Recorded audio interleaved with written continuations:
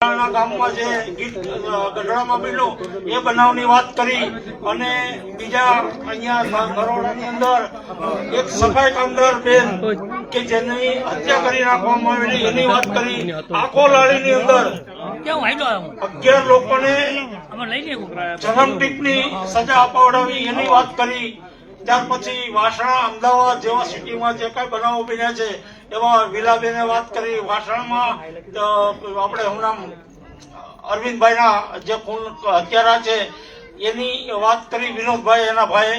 તો આ બધા અત્યાચારો જે ગંભીરમાં ગંભીર અત્યાચારો છે એને લઈને આપણે બધી વાત થઈ. એમાં ખાસ કરીને અમારે પણ ઘણી વખત વાત થાય છે કે એટ્રોસિટી એક્ટનું અમલીકરણ નથી થતું.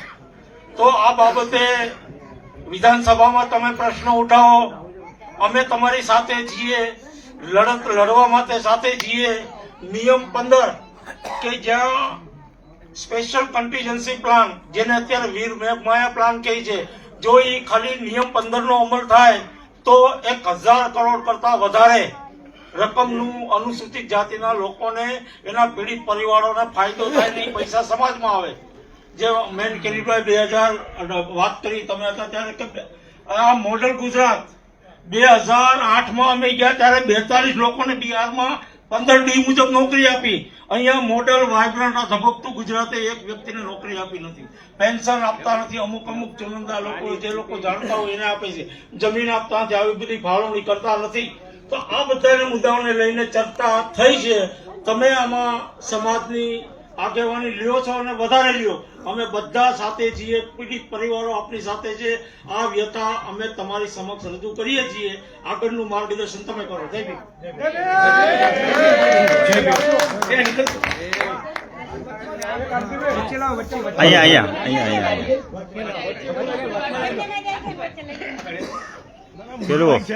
પેલું હતું ને, બીજું હતું ને, બીજું હતું ને, હારી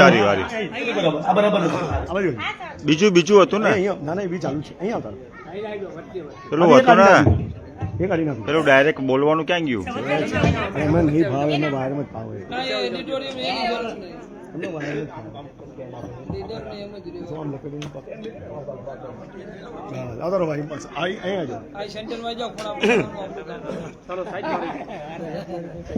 હેલો, જય ભીમ.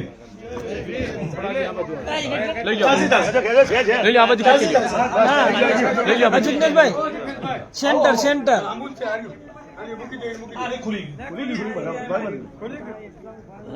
ઓકે ચલો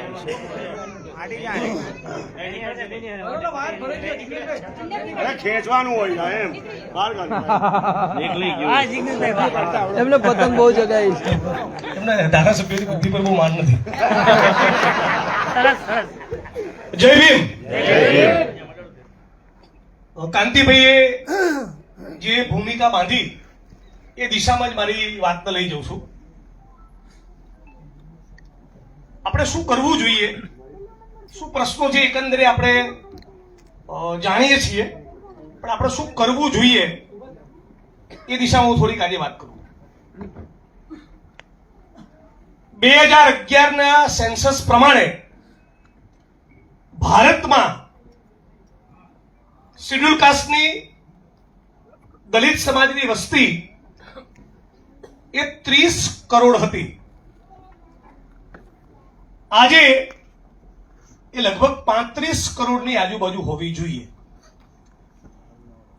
35 કરોડથી વધારે જનસંખ્યા વાળા આ દુનિયામાં 3 કે 4 દેશ છે. મતલબ કે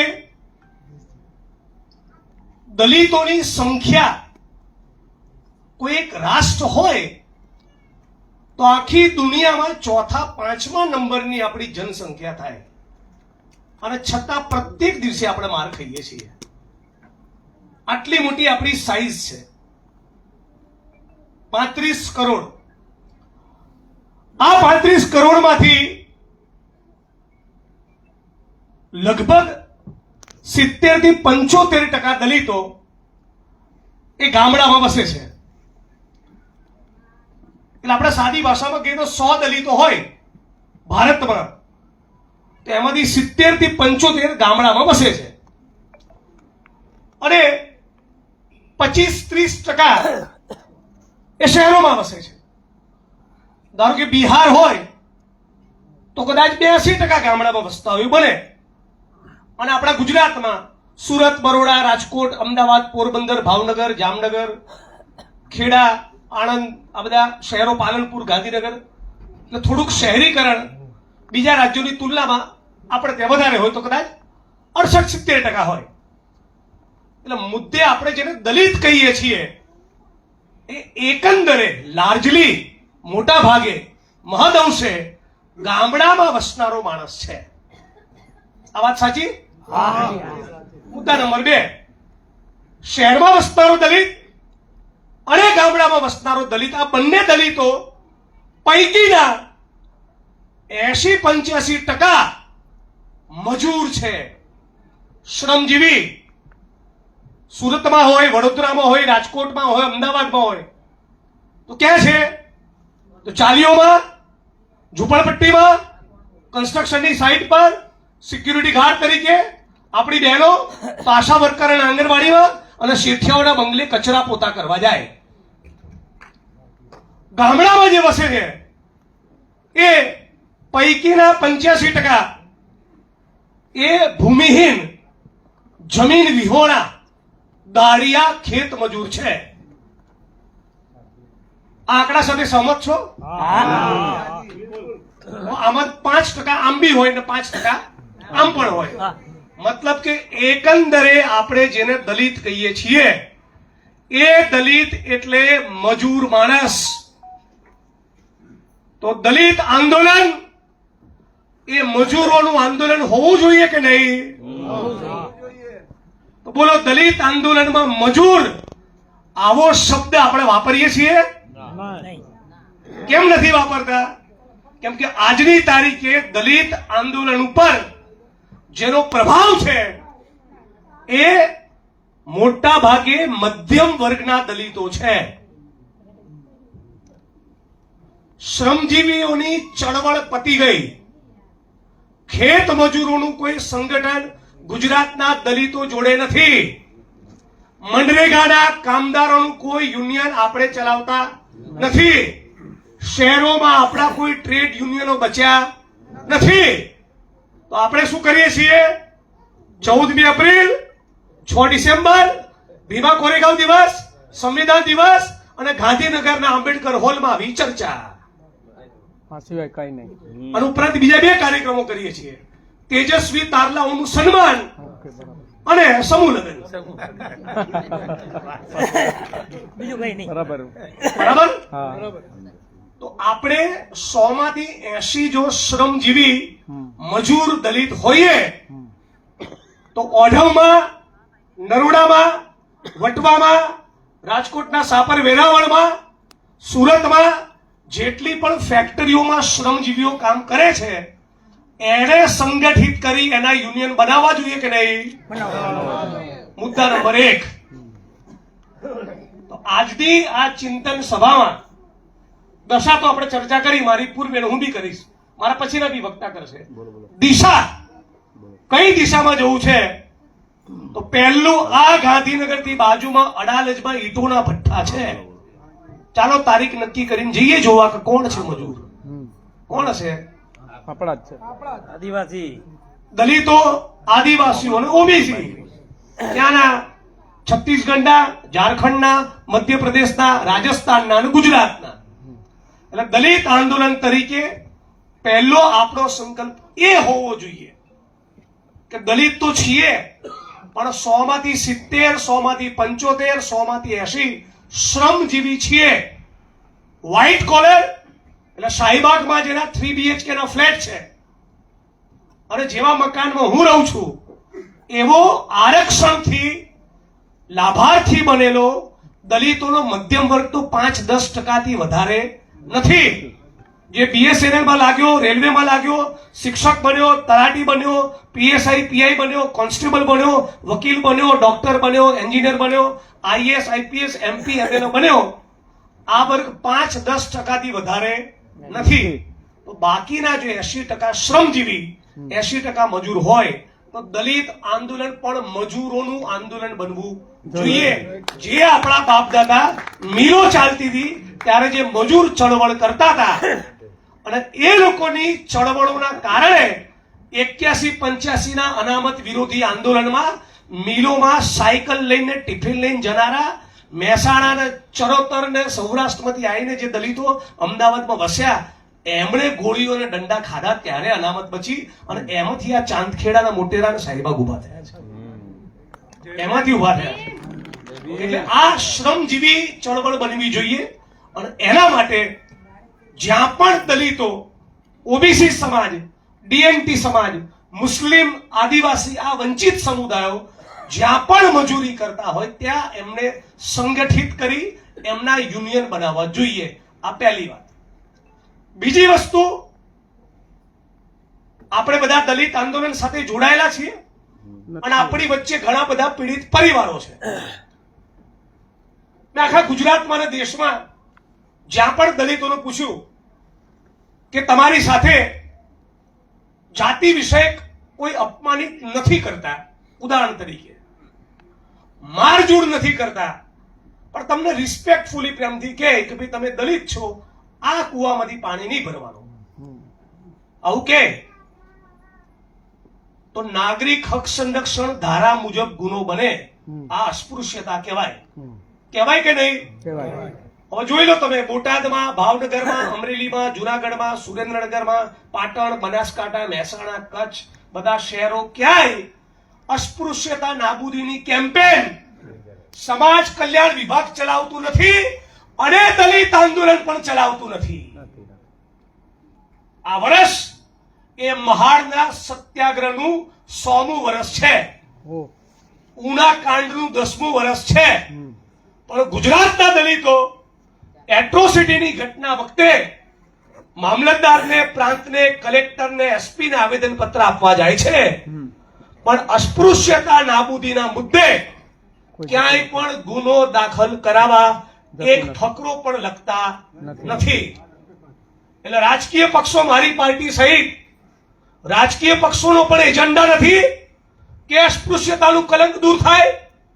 સામાજિક ન્યાય અને અધિકારીતા વિભાગનો પણ એજન્ડા નથી કે અસ્પૃશ્યનું કલંક દૂર થાય. અને ગુજરાત અને ભારતની દલિત ચળવળ પણ એક ફોકસ સાથે ગામે ગામ પ્રવર્તી કે ક્યાં મંદિર પ્રવેશ નથી, ક્યાં કૂવો ખુલ્લો નથી, ક્યાં ઘોડે નથી ચડવા દેતા, વિવિધ પ્રકારની આભડછેડ ગુજરાતમાં ગામે ગામ પ્રવર્તે છે, દેશમાં ગામે ગામ પ્રવર્તે છે. આ અસ્પૃશ્યતા નાબૂદીની કોઈ કેમ્પેન આપણે દલિત ચળવળ તરફથી, આંબેડકરવાદી ચળવળથી આપણે પણ ચલાવતા નથી. તો આ મુદ્દે પણ આપણે એક અપીલ આખા ગુજરાતના દલિત સમાજને કરવી જોઈએ. ધારો કે હું મારી વાત કરું, હું નાસ્તિક છું અને અહીંયા બોલું એવું નહીં, મારા મત વિસ્તારમાં બોલવું. એટલે મારે ધાર્મિક સ્થળોએ જવાનું કોઈ કારણ નથી, પણ એક્સ નામના માણસને જે મંદિરમાં પ્રવેશ હોય કે આ વાય નામના માણસને એટલા માટે પ્રવેશ ના હોય કે આદિવાસી કે દલિત છે તો એ મારા નાગરિક અધિકારનું હનન છે, એટલા માટે ત્યાં પ્રવેશ લેવો છે. પછી અંદરજીની પૂજા કરવી કે નહીં એનો સ્વતંત્ર વિષય છે. તો આ અસ્પૃશ્યતા નાબૂદી માટેની પણ કોઈ કેમ્પેન કે કોઈ ડ્રાઈવ આપણે ચલાવતા નથી. મુદ્દા નંબર 3, મેં પહેલા કીધું એ પ્રમાણે ગુજરાતમાં અને દેશમાં 100 દલિતમાંથી 70-75 ગામડામાં વસે. ગામડામાં વસનારા દલિતોમાંના પાસે 80% એ ખેત મજૂર, 100 ચોરસ વારનો પ્લોટ નથી, સ્મશાન ભૂમિ નિમ થયેલી નથી, સાંથણીમાં જમીનો 2008 પછી ગુજરાતમાં નવી કોઈ ફાળવતા નથી. તો આપણે પણ ચૂંટણી ટાળે કે ચૂંટણી સિવાય રાજકીય પક્ષોને બાંધતા નથી કે ભાઈ ઉભા રહો, તમે વોટ લેવા આવ્યો છો, કેટલી જમીન અમને ફાળવવાના, આવી કોઈ ડિમાન્ડ, કોઈ માગણી દલિત ચળવળ ગુજરાતમાં અને દેશમાં પણ કરતું નથી. ના 100 ચોરસ વારના પ્લોટમાં જે, હા તાલુકા કક્ષાએ, ગ્રામ્ય કક્ષાએ જે દલિતોનો અતિ જરૂરિયાત હોય, જેના ઘરમાં વસ્તાર વધી ગયો છે, 4-5 બાળકો છે, રહેવું દુષ્કર બન્યું છે, એ બિચારા વ્યક્તિગત રીતે અરજીઓ કરે છે, પણ સામૂહિક રીતે કે ભાઈ અમરેલીની અંદર 20,000 દલિતોએ રેલી કરી કે સ્મશાન ભૂમિ નિમ કરો, ઘરના પ્લોટ આપો, સાંથણીમાં જમીન આપો અને અગાઉ ફળવાયેલી જમીનોના કબજા સોંપો. આના મુદ્દે ઓર્ગેનાઇઝડ રીતે, સામૂહિક સંગઠિત રીતે એક પ્રોફેશનલી આપણે જે ચળવળ કરવી જોઈએ એવી પણ કોઈ ડિમાન્ડ, કોઈ ચળવળ આપણે કરતા નથી. શિક્ષણ, આરોગ્ય એ તો જાણે આપણો મુદ્દા જ નથી. બાબા સાહેબના ચશ્મા કાઢી લીધા સ્ટેચ્યુ પરથી, એ જ મુદ્દો છે.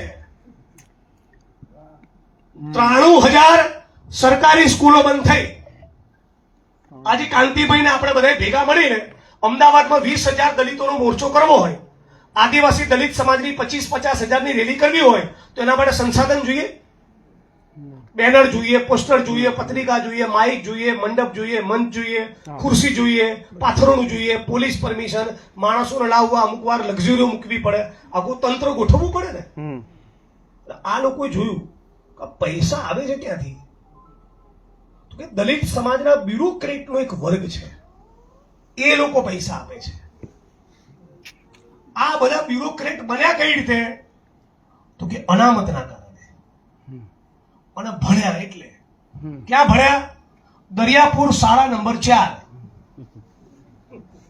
ચોટીલાની પ્રાઇમરી સ્કૂલમાં. સરકારી સ્કૂલો કરી દો બંધ.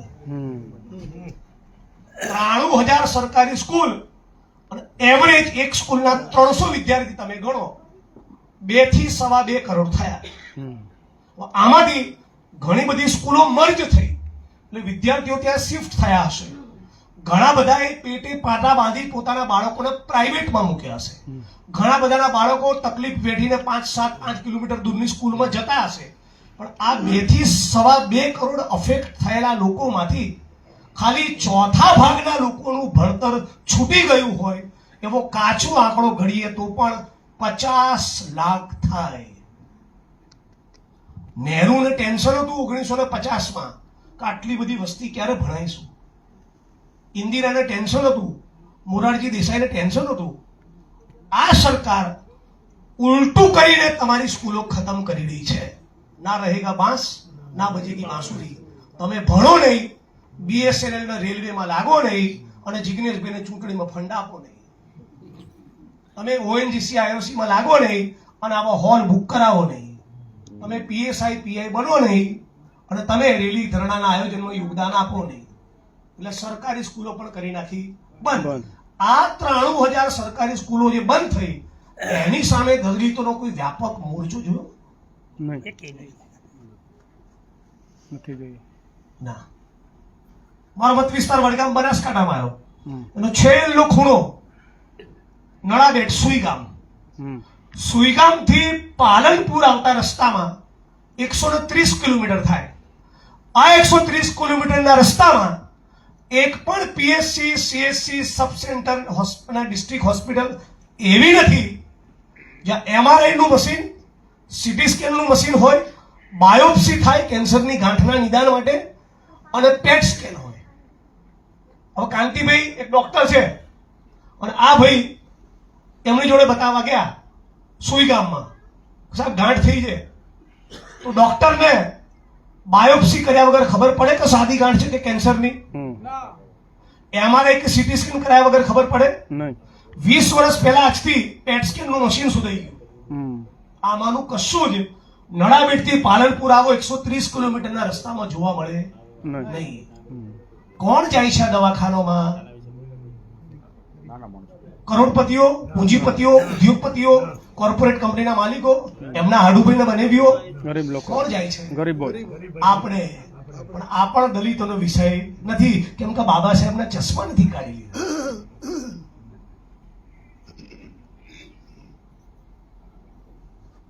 ખાલી પડેલા સરકારી પદોમાં ભરતી થાય એના માટે દલિતો નથી બોલતા.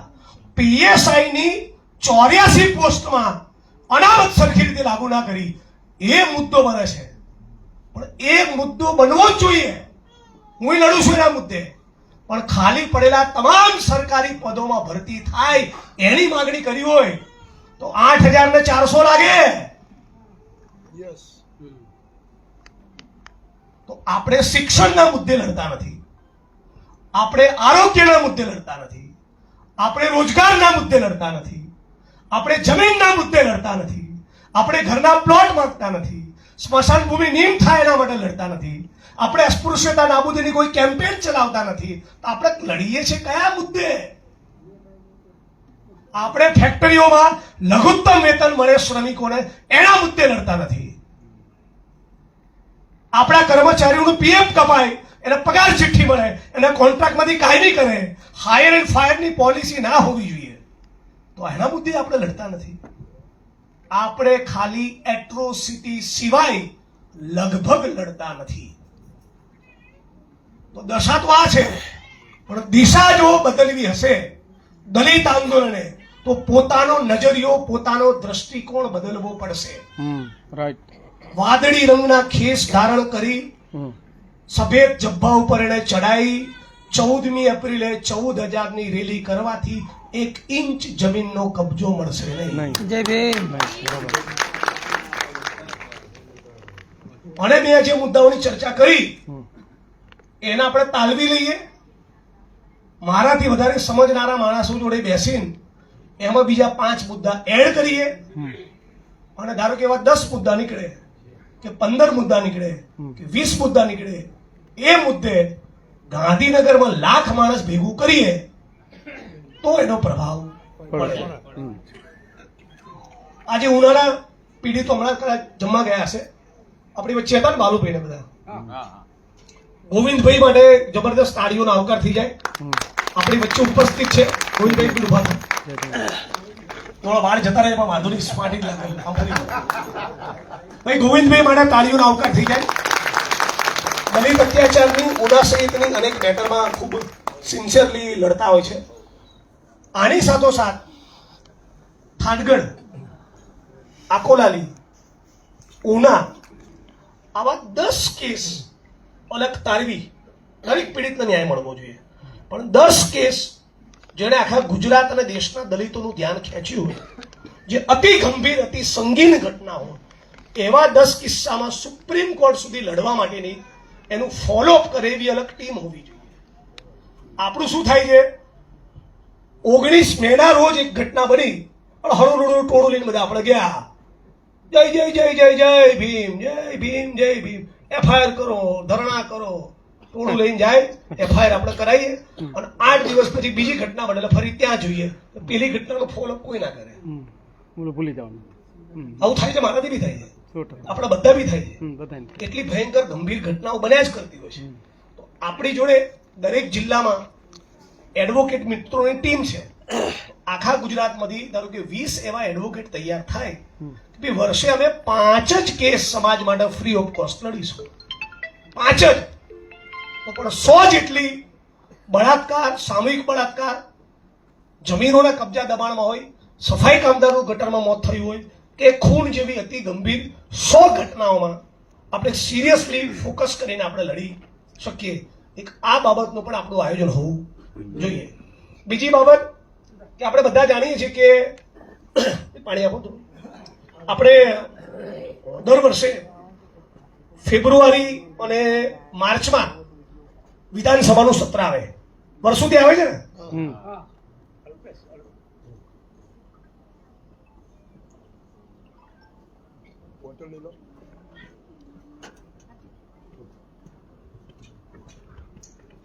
ધારો કે સમાજ કલ્યાણ વિભાગનું બજેટ 7-8 હજાર કરોડ હોય,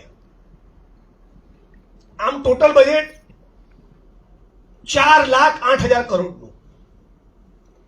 કોળી વિકાસ નિગમ તમે જોઈ લો, સુપડા સાફ, બજેટના નામે તમને ફદિયું નહીં મળે. અનુસૂચિત જાતિ કોર્પોરેશન જોઈ લો, સુપડા સાફ.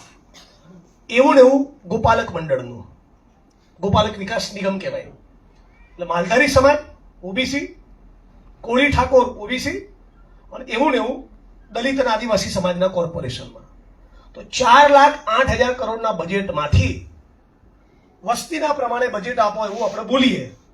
દલીલ ખાતર પ્રેક્ટિકલી શક્ય ના હોય તોય અમને ગુજરાતના SC ST OBC ને અલગ સેપરેટ અમારું વિકાસ થાય, અમે જ લાભાર્થી બનીએ એવી રીતે 50,000 કરોડ તો આપો.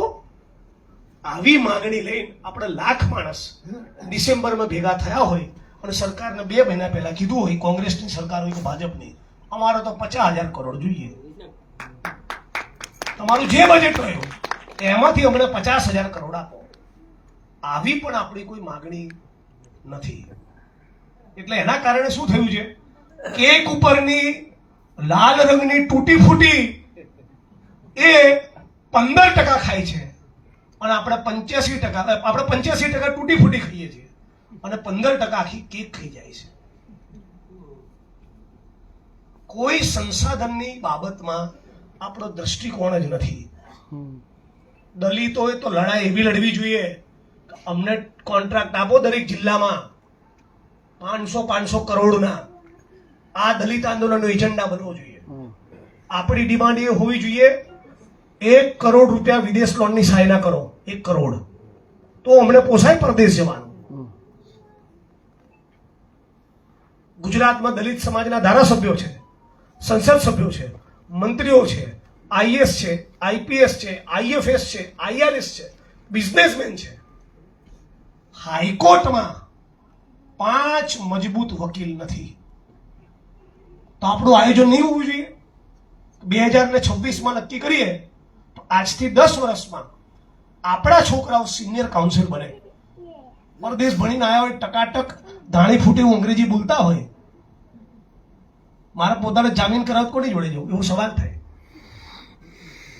લાગણી વાળો વકીલ એ કોઈ વસ્તુ છે અને જે ઉભો હોય અને કોર્ટની સમક્ષ એનું વજન પડે, સિનિયર કાઉન્સિલ હોય, પછી 35-40 વર્ષની પ્રેક્ટિસ હોય, કાયદાનો નિષ્ણાત હોય, કોર્ટમાં એનો પ્રભાવ હોય, એવા 10 વકીલ આજની તારીખે નથી.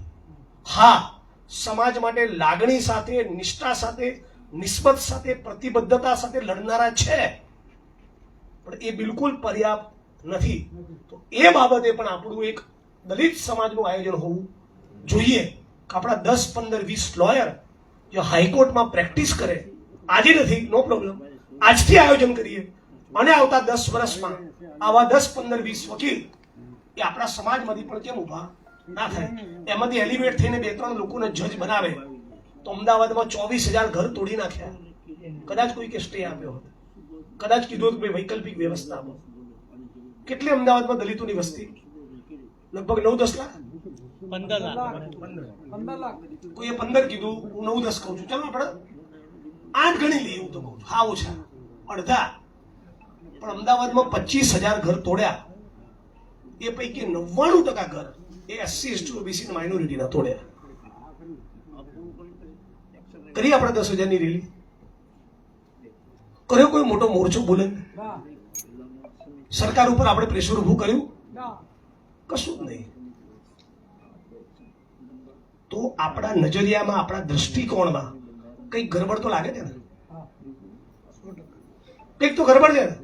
કા તમે મને ખોટો કહો ના, ભાઈ ગુજરાતમાં ખૂણે ખૂણે અસ્પૃશ્યતા નાબૂદીની આપણે કેમ્પેન ચલાવીએ છીએ, તમે ખોટા છો. હજુ 42 FIR કરાઈ અમરેલીમાં, 18 કરાઈ જુનાગઢમાં, તો એ બતાવો તો સુધારી લો.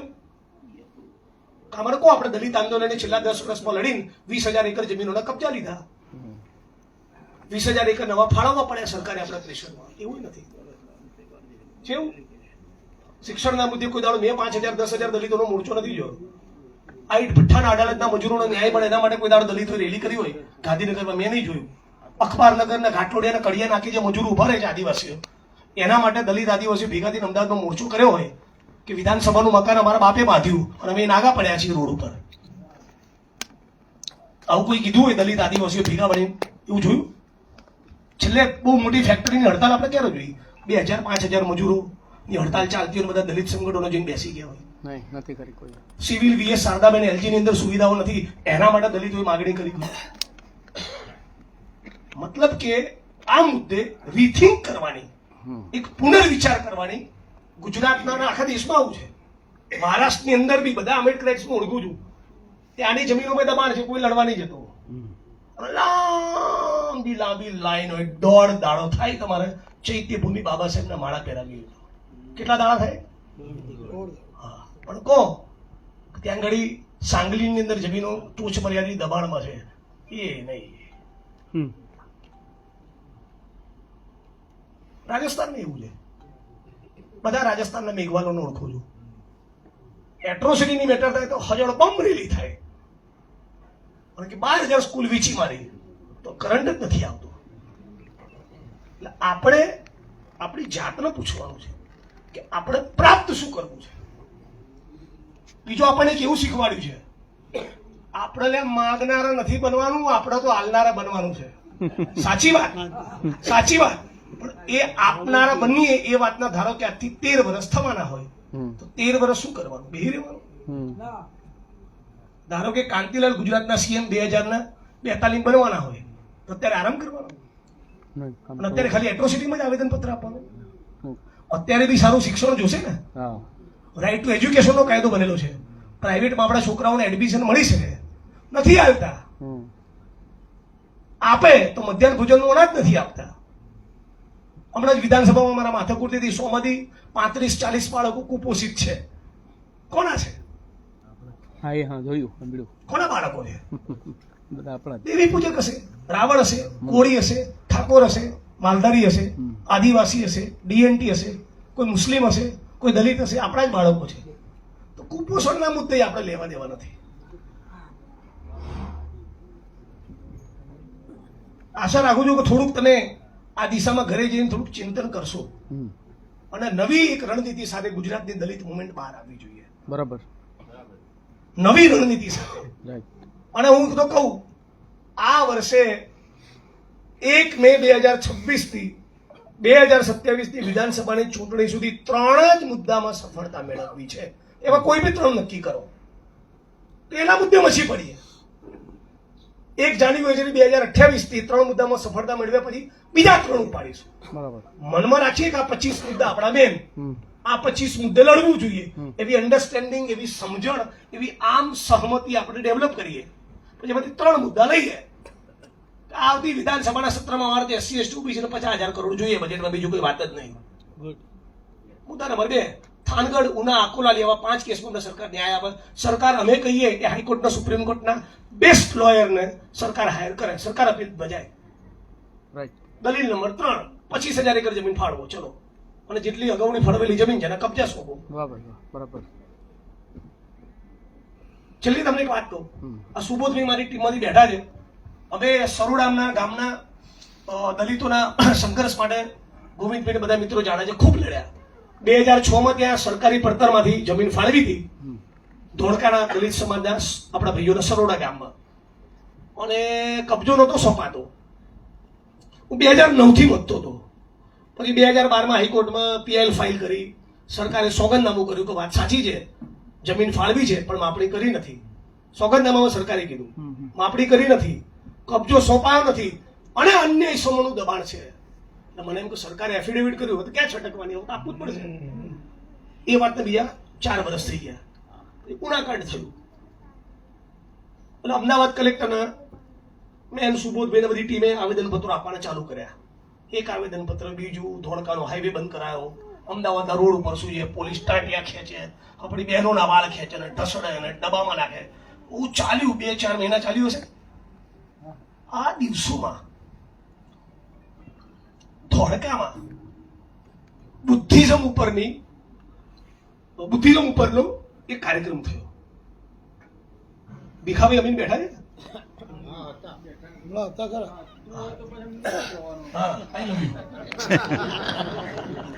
તો ત્યાં ભીખાભાઈ બુદ્ધિઝમ પરનો એક કાર્યક્રમ હતો, સુંદર કાર્યક્રમ હતો. હું બી ગયો. એ કાર્યક્રમમાં મેં જોયું 7-8 હજાર લોકોની રેલી થઈ. બધું વાદળી રંગે રંગાઈ ગયું હતું. હાથમાં ઝંડા, જય ભીમ, નમો બુદ્ધાય, જય ભીમ, નમો બુદ્ધાય. રેલી પતી પેલું ઘેર આવીને વિચાર આવ્યો કે આ 8,000 માણસો અને બાજુનું જ ગામ સરોડા અમને વાળથી ખેંચીને ઢસડે છે. આપણી બહેનોને, તમારા જ ધોળકાની બહેનોને. એ 8,000 માંથી 8 જણાએ લડતમાં નતા આવતા.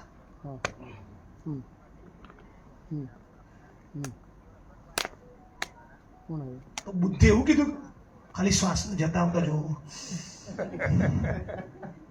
આવા હતા. એટલે એમાં કંઈ પથ્થર બથ્થર ન પડતા બુદ્ધ તો ક્રાંતિકારી હતા.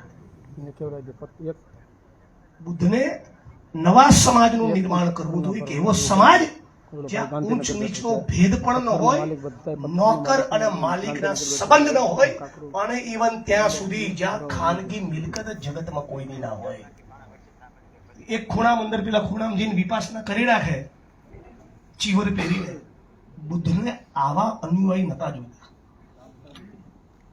એને એવા માણસો નિર્માણ કરવાતા જે SC/ST સપ્લાન એક્ટના નાણાં ડાયવર્ટ થઈ જાય ને તો વાલજીભાઈ પટેલ જોડે જાય કે ચમનું કરીને પાછા લઈએ. એવા બુદ્ધિસ્ટ પેદા કરવાતા. ખબર પડી શું થયું?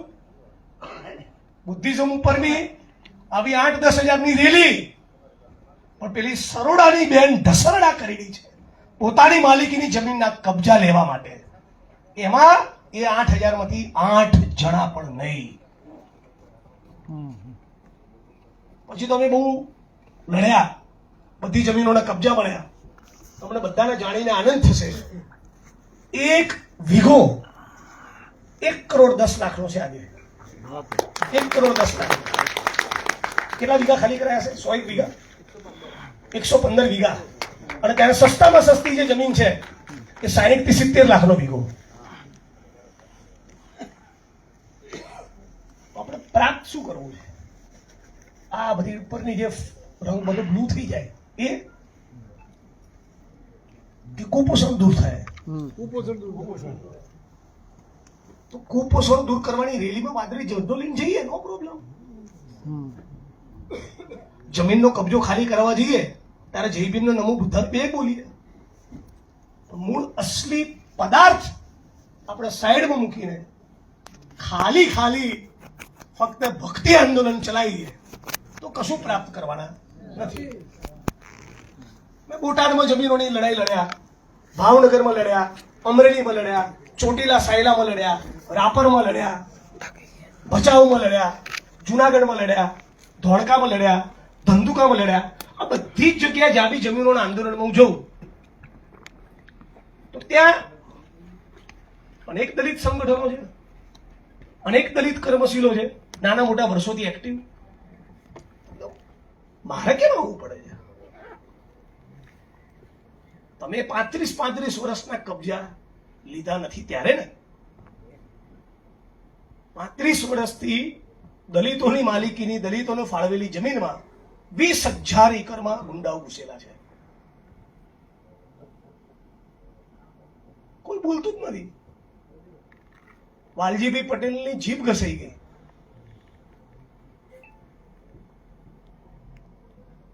એટલે વધારે ખાસ એ કહેવા માંગુ છું કે ફંડામેન્ટલ મૂળથી પાયામાં આપણા આંદોલનની આપણી સમજણમાં ગરબડ થઈ ગઈ છે.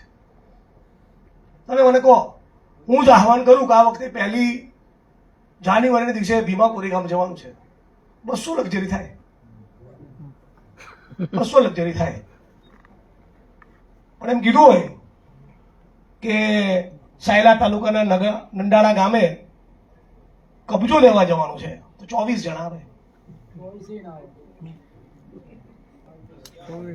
સમજો છો ને જે કહેવા માંગુ છું? આવું છે ને કાંતિભાઈ? આને જો નહીં બદલીએ તો આપણી નેક્સ્ટ પેઢી માટે શું આગળનો રસ્તો આપણે વિચારીએ છીએ? કશું જ નહીં.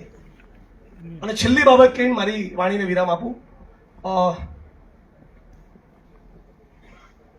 ધારો કે અત્યારે ઉનાના મુદ્દે આપણી એક માગણી સરકાર જોડે હોવી જોઈએ કે રાજ્યની સરકાર એ પોતે અપીલમાં જાય અને આનંદીબેને ઉના જઈને પીડિત પરિવારોને, સરવૈયા પરિવારને જે વચન આપ્યું હતું કે ખેતીની જમીન અને સરકારી નોકરી આપીશું, એ ખેતીની જમીન આપે, સરકારી નોકરી આપે. અમે કહીએ સિનિયર કાઉન્સિલને પીડિત પરિવારોને ન્યાય અપાવવા તમે અપીલ દાખલ કરો, તારા હાઈકોર્ટમાં અપીલ થવા જોઈએ. સંજય પ્રસાદનો થાનગઢનો રિપોર્ટ જાહેર કરો અને ફટાફટ 1 વર્ષમાં થાનગઢની તમે ટ્રાયલ પૂરી કરો. આ સરકારને આપણે પ્રેશર કરવું હોય તો સંખ્યા જોશે ને. ઓકે, કેમ નથી થતી એનું મારું નિદાન તમારી વચ્ચે મૂકીને પછી મારી વાણીને વિરામ આપું. 500 લોકોને બહાર લાવવાની કેપેસિટી કોઈ આંદોલનનો કોલ આપ્યો હોય તો બરાબર ફોનો ઘુમાવે તો ગોવિંદભાઈ 500 લોકોને લઈને આવી શકે કે ના આવી શકે? આવી શકે ને? આ પેલા ભાઈ જે બોલ્યા એ આવી શકે ને? કાંતિભાઈ લઈને આવી શકે? હું ને સુબોધે 500 માણસ લઈને આવીએ, આ કિરીટભાઈ લઈને આવીએ. લોચો ક્યાં છે ખબર છે? 500 માણસને ભેગા કરવાની ક્ષમતા વાળા 20 જણા હોય એટલે કેટલા લોકો થયા? 10,000. પણ પછી એ 20 લોકોમાંથી પહેલી લાઈનમાં કોણ બેસશે?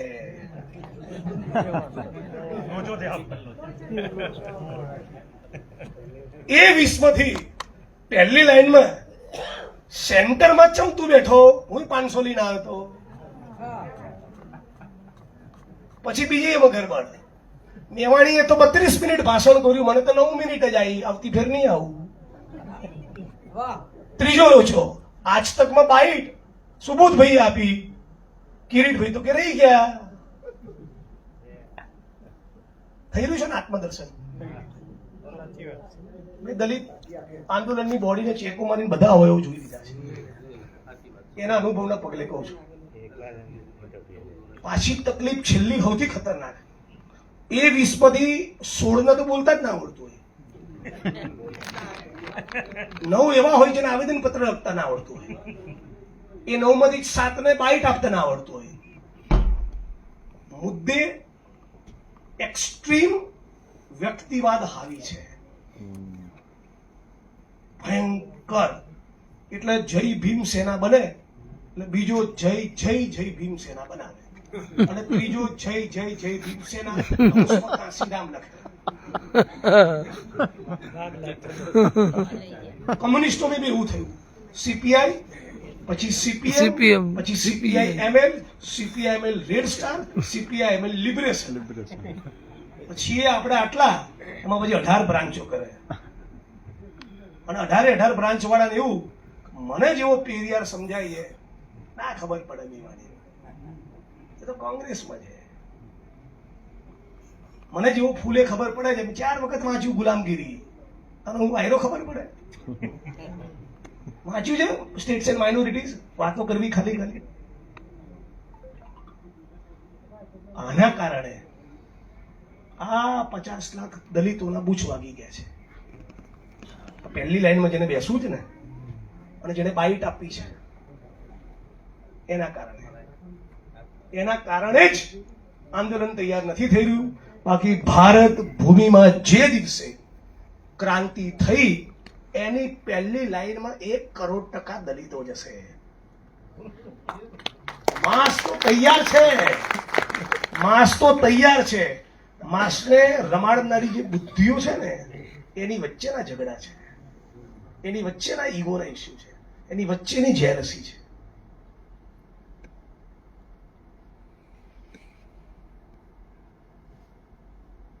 આશા રાખું છું 5 વર્ષમાં આપણા આંદોલનને કંઈક જુદું સ્વરૂપ આપણે આપી શકીશું. અને તમારામાંથી 2, 5, 10 મિત્રોના પણ વાત ગળે ઉતરી હોય અને આપણી પ્રેક્ટિસ બદલાય. 14મી એપ્રિલ ઉજવીએ છીએ, સાથે મળીને ઉજવીએ. ઇનફેક્ટ આ વખતની 14મી એપ્રિલ તો 1 લાઈન એજન્ડા માટે હોવી જોઈએ, ઉના અને થાનગઢ.